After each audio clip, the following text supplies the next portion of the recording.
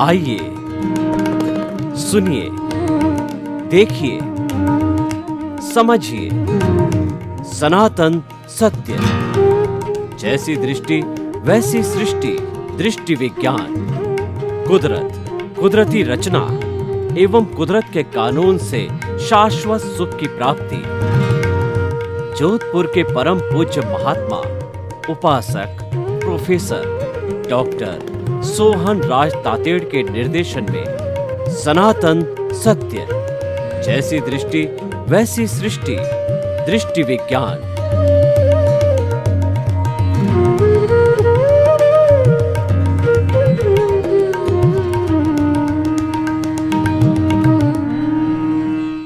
भाई और बहनों, मातृशक्ति को नमन।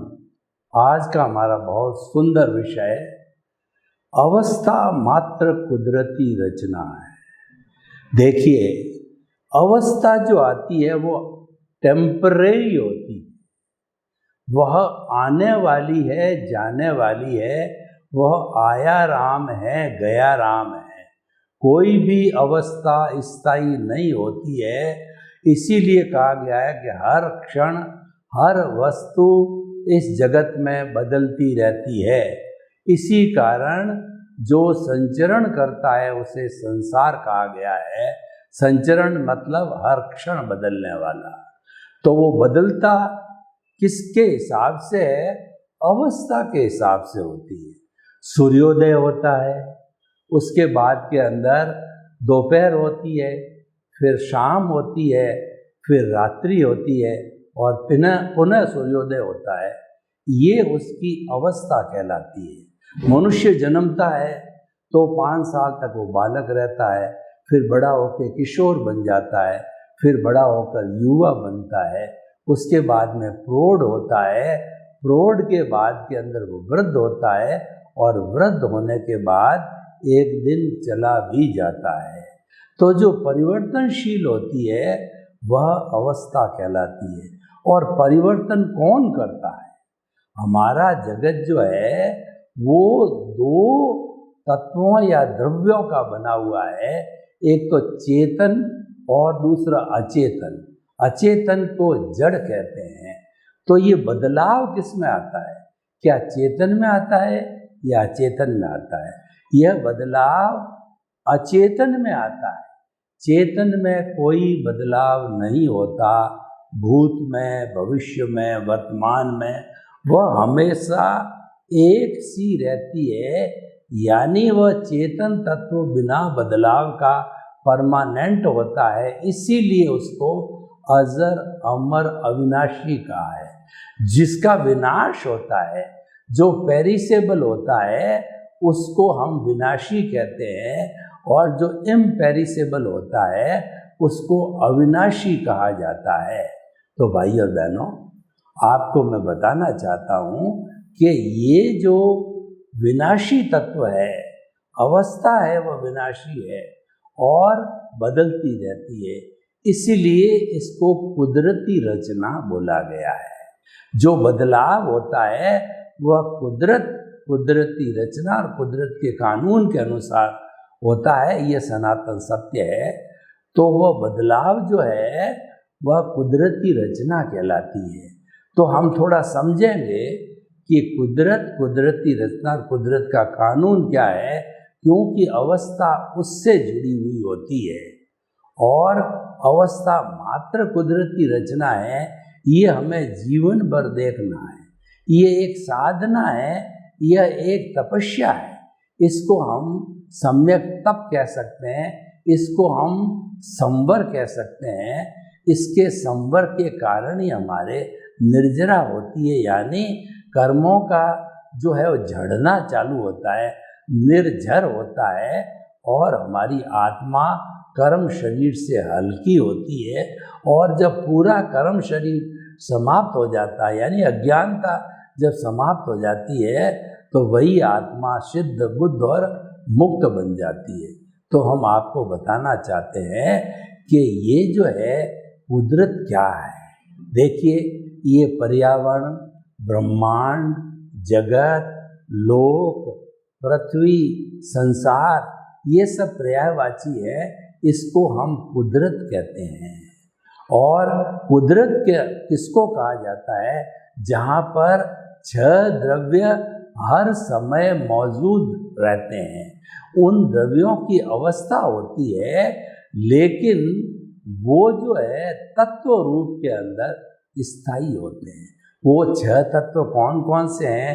पहला तो एक चेतन तत्व, जिसको हम आत्मा कहते हैं।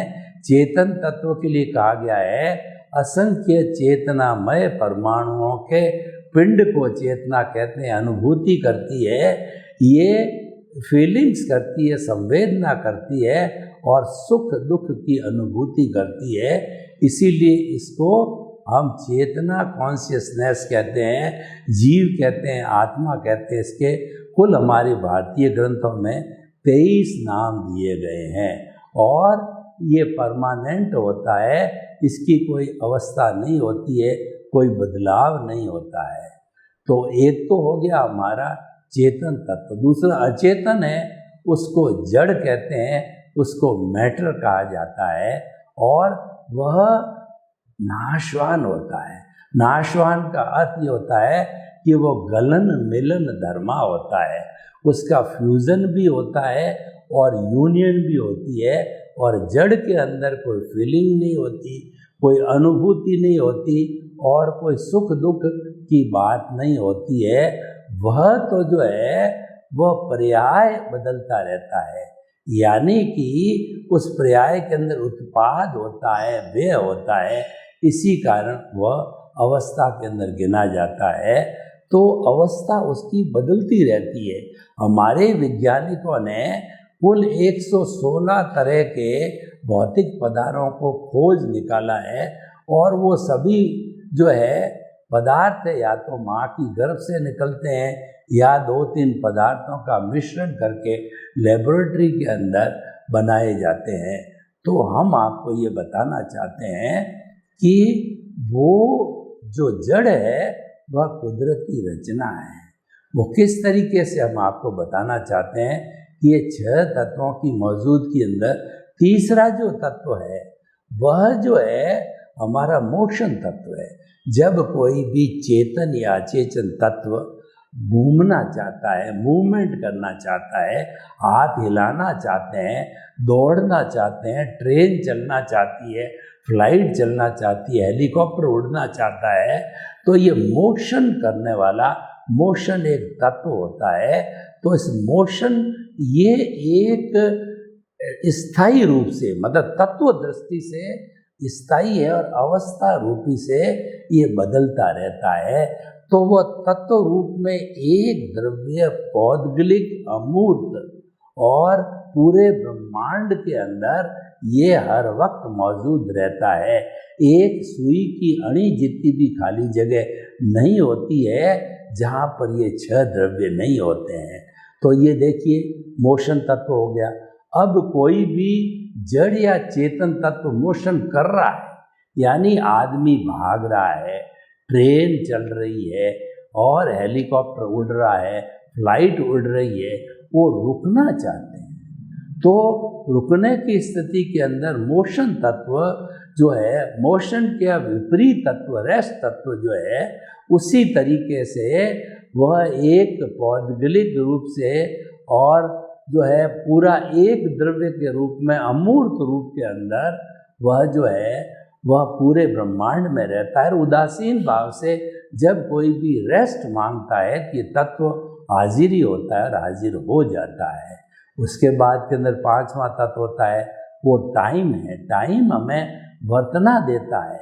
अभी 5 बजे हैं, 2 बजे हैं, ये मीटिंग 6 बजे स्टार्ट होगी, या जो है ये घंटा होता है, मिनट होता है, वर्ष होता है और जो है पखवाड़ा होता है, सप्ताह होता है।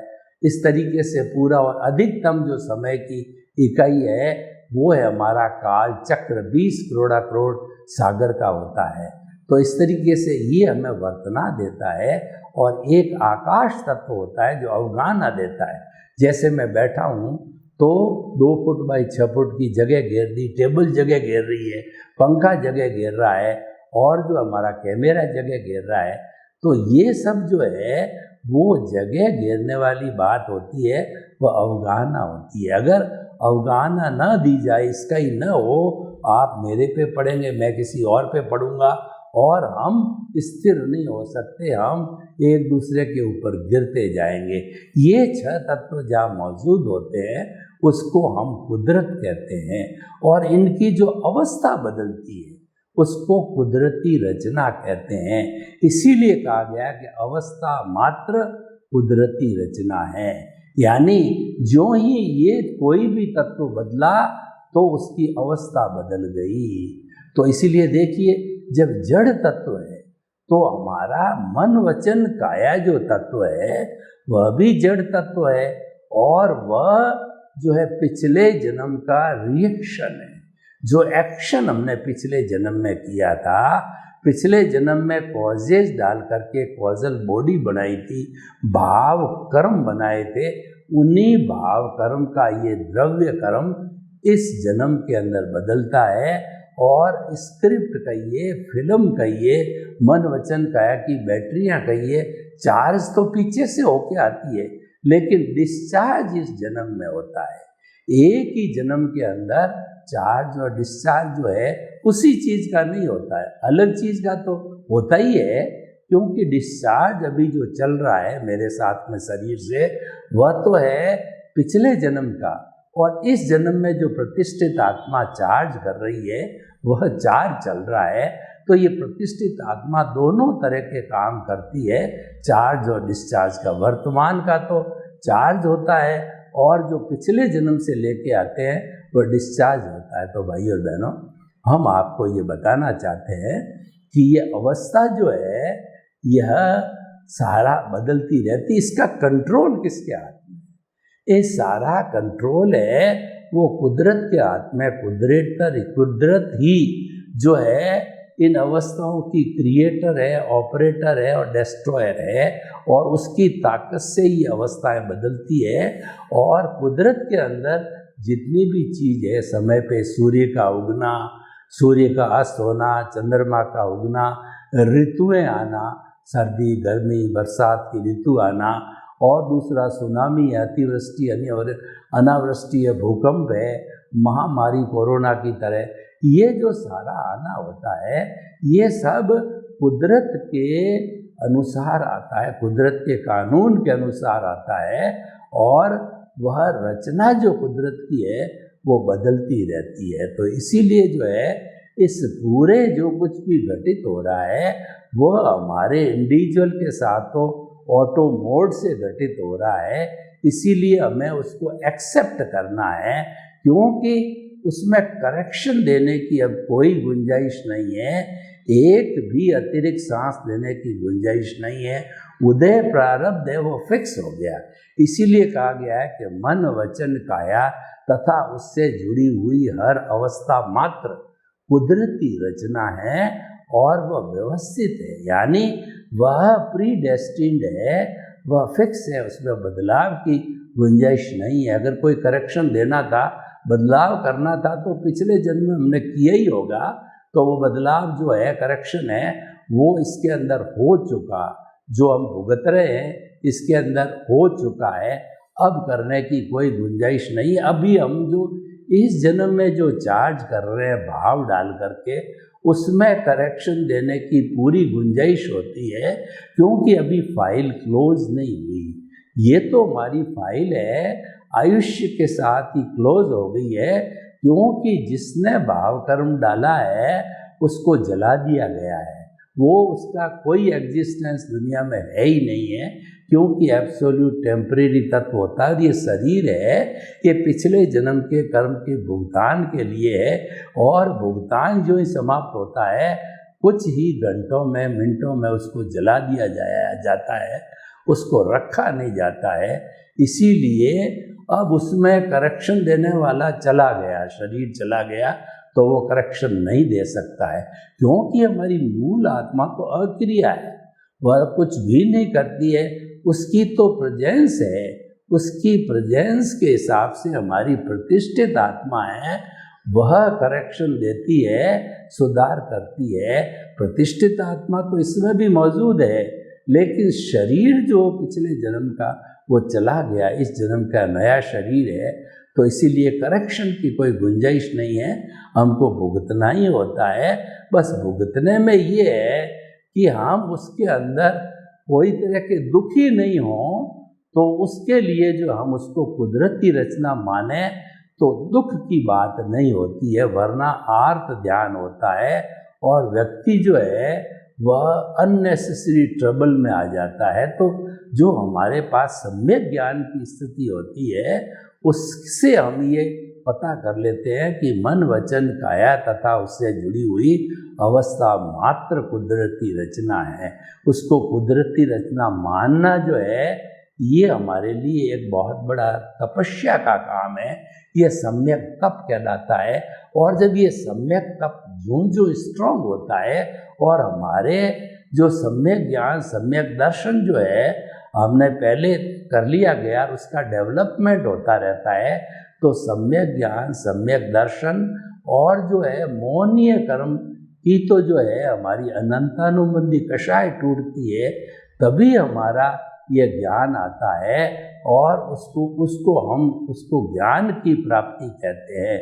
और जब ज्ञान की प्राप्ति हमको सुगुरु के द्वारा या जो है ज्ञानी पुरुष के द्वारा दी जाती है, तो वो हमारा जो है वह सीट चेंज कर देते हैं। हमारा कर्ता पद को हटा करके हमको अंतरात्मा पद पर बिठा देते हैं कि अब आप कर्ता नहीं हो। कर्ता पद पे चौकड़ी लगा दी जाती है, क्योंकि कुदरत कहती है मैंने पूरी जगत के अंदर किसी को भी कर्ता बनने की न तो पावर ऑफ अटॉर्नी दी है और न मैं किसी को कर्ता बनने का मैंने लिखित में दिया। कर्ता कोई है ही नहीं, हो ही नहीं सकता है, इसलिए कर्ता को मानना नहीं। और कई लोग तो ये कहते हैं ये शरीर मेरा, मैं इसका संचालक हूँ, तो ये मिथ्या ज्ञान मिथ्या दर्शन होने से वह व्यक्ति अज्ञान की अवस्था में रहता। अज्ञान का अर्थ होता दुख। दुख इसीलिए कहा गया है कि भव भवांतर के अंदर वह आत्मा घूमती रहती है और बार बार जन्म लेना है, ये सबसे बड़ा दुख का कारण होता है। इसीलिए अज्ञान को दुख कहा गया है। और जब हम जान लेते हैं कि जो है वह शरीर अलग है, आत्मा अलग है, तो ये तो कर्मों के भुगतान के लिए आत्मा तो मोक्ष स्वरूप है। और जब पुण्य पाप की बात आ जाती है तो उस पुण्य पाप से हमको सुख मिलता है, पुण्योदय पापोदय होता है। तो सुख की स्थिति पुण्योदय से आती है, यानी ज्ञान से जो है हमको सुख की प्राप्ति होती है। लेकिन इसके ऊपर भी जो एक विज्ञान होता है, विज्ञान का अर्थ होता है कि हमारा दृष्टि विज्ञान, हमारा आर्ट ऑफ द विजन, जिसके अंदर कि हम ज्ञाता दृष्टा जुदापन की जागृति और जो भेद विज्ञान करते हैं, तो ऐसी स्थिति के अंदर हम आत्मा और शरीर को अलग अलग मानते हुए वो अलग अलग उसकी अनुभूति करते हैं। और ऐसी स्थिति के अंदर हम कर्ता नहीं होते, हम निमित्त होते हैं। तो निमित्त बनने के कारण निमित्त से जुड़े हुए दूसरे मित्र है, निमित्त निर्दोष अकर्ता और शुद्ध आत्मा, वो भी बैकडोर एंट्री से हमारे साथ में सहयोग के रूप में जुड़ जाते हैं। यानी आपने एक निमित्त के रूप में अपने आप को बनाया, तो निर्दोष अकर्ता और शुद्ध आत्मा वो ऑटोमेटिकली उसके साथ जुड़ जाते हैं, आपकी भावना वैसी बन जाती है। तो भाई और बहनों, हम आपको बतलाना चाहते हैं कि अवस्था मात्र कुदरती रचना है, यानी जो कुछ भी बदलाव होता है हमारे कर्मों का, हमारे मन वचन काया का, उन सब को कुदरती रचना मानते चलो। ये बहुत बड़ा तप है और ये मानते मानते जो है ये हमारा ये लक्ष्य बन जाता है, हमारी ये जागृति बन जाती है कि इसके अंदर जागृति के दो बिंदु होते हैं। एक तो ये है कि मन वचन काया से मुक्त, ऐसा मैं शुद्ध आत्मा हूँ, ये तो हमारे केंद्र में स्थापित हो गया। और हमारी जो दूसरी गतिविधि है कि मन वचन काया तथा उससे जुड़ी हुई हर अवस्था मात्र कुदरती रचना है, जो कि नियत है, फिक्स है, प्रीडेस्टिन्ड है, वह ऑटो मोड से चलने वाली है। अवस्था का अर्थ होता है वो नाशवान है, वो आती है, नाश हो जाती है, भोग लिया जाता है और चला जाता है।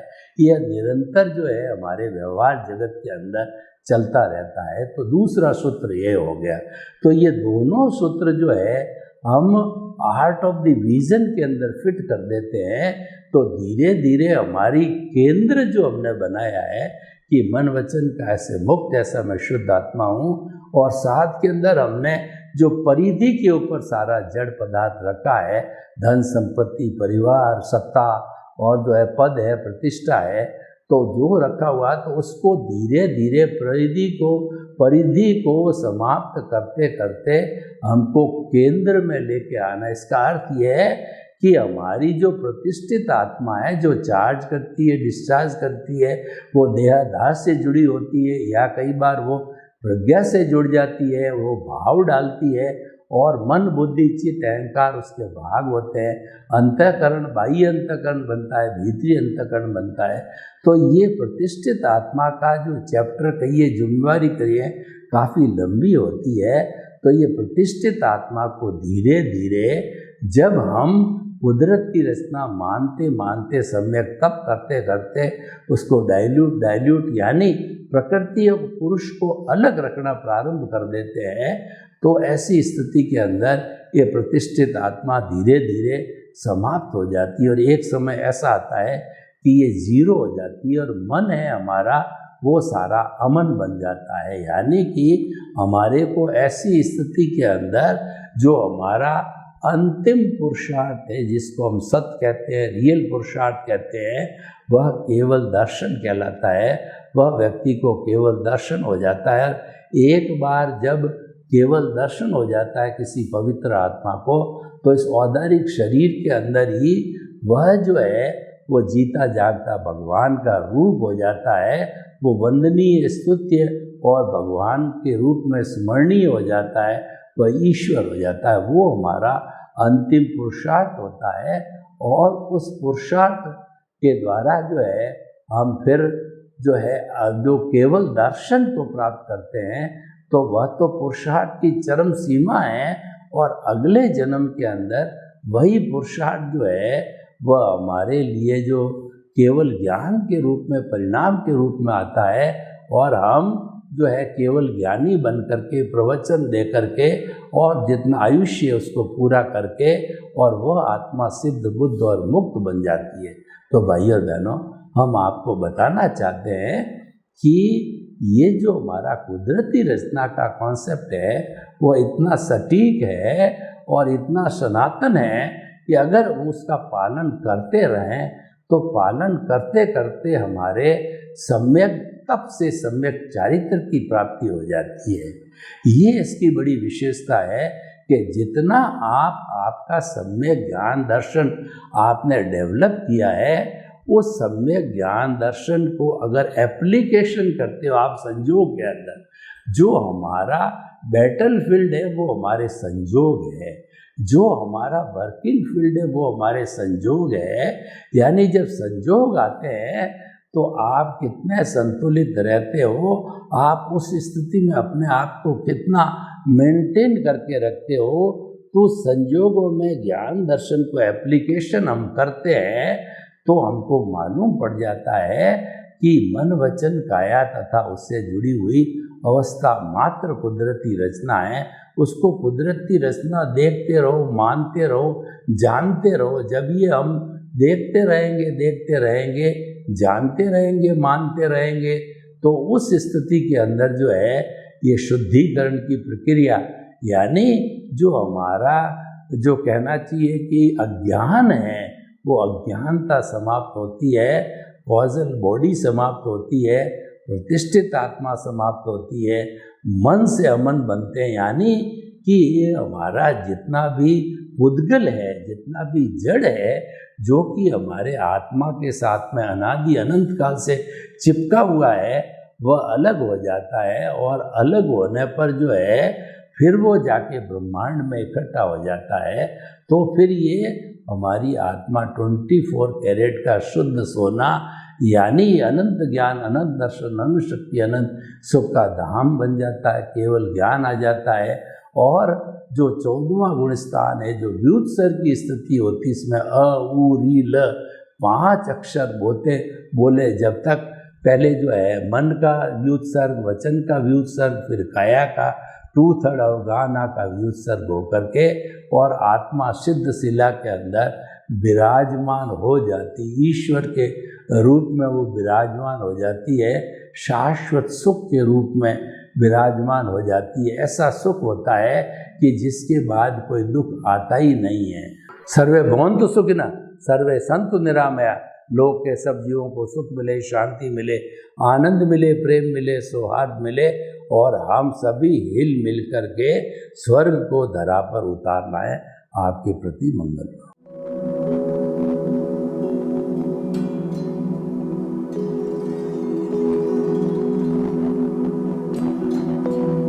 एक ऐसा अंतर्राष्ट्रीय ख्याति प्राप्त मानव जो गुरु प्रेरणा से पिछले 20 वर्षों से वानप्रस्थ जीवन जीते हुए 24 घंटे मानवता की सेवा में संलग्न है।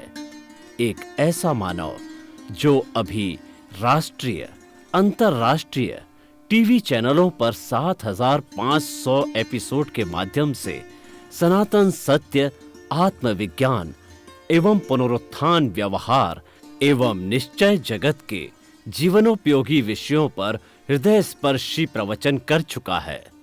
उस मानव का नाम है महात्मा उपासक प्रोफेसर डॉक्टर सोहन राज तातेड़। प्रोफेसर तातेड़ द्वारा योग, दर्शन, शिक्षा विषयों पर रचित पीएचडी स्तर के 250 शोध ग्रंथ भारत के 100 प्रतिष्ठित विश्वविद्यालयों में शोधार्थी पढ़ रहे हैं तथा वे सभी शोध ग्रंथ वहां की सेंट्रल लाइब्रेरियों में उपलब्ध हैं। महात्मा सोहन राज ने अभी तक हजारों स्कूलों, कॉलेजों, विश्वविद्यालयों एवं संस्थाओं में सेमिनार, वर्कशॉप, कैंप लगाकर लाखों विद्यार्थियों को योग, दर्शन, शिक्षा का प्रशिक्षण देकर उन्हें सुसंस्कारित किया। डॉक्टर तातेड़ ने भारतीय संस्कृति उत्थान के 4000 से अधिक समसामयिक विषयों पर आर्टिकल लिखकर ऑनलाइन जर्नल, पत्रिकाओं, वेबसाइट्स पर प्रकाशित किया, जिसका उपयोग लाखों पाठक कर रहे हैं। उपासक तातेड़ के 5000 से अधिक आज का सुविचार, आज का शुभ संदेश, आज का मंगल भावना योग आदि चिंतन websites, Twitter, blogger, Facebook, YouTube माध्यमों से लाखों लोग अपना जीवन निर्माण कर रहे हैं। मानवता के मसीहा ऐसे महामानव महात्मा सोहन राज तातेड़ के प्रोफाइल को अभी तक विश्व के 20 लाख दर्शक यूट्यूब पर, 12 लाख गूगल पर एवं लाखों दर्शक फेसबुक, ब्लॉगर, ट्विटर और इंस्टाग्राम पर देख चुके हैं।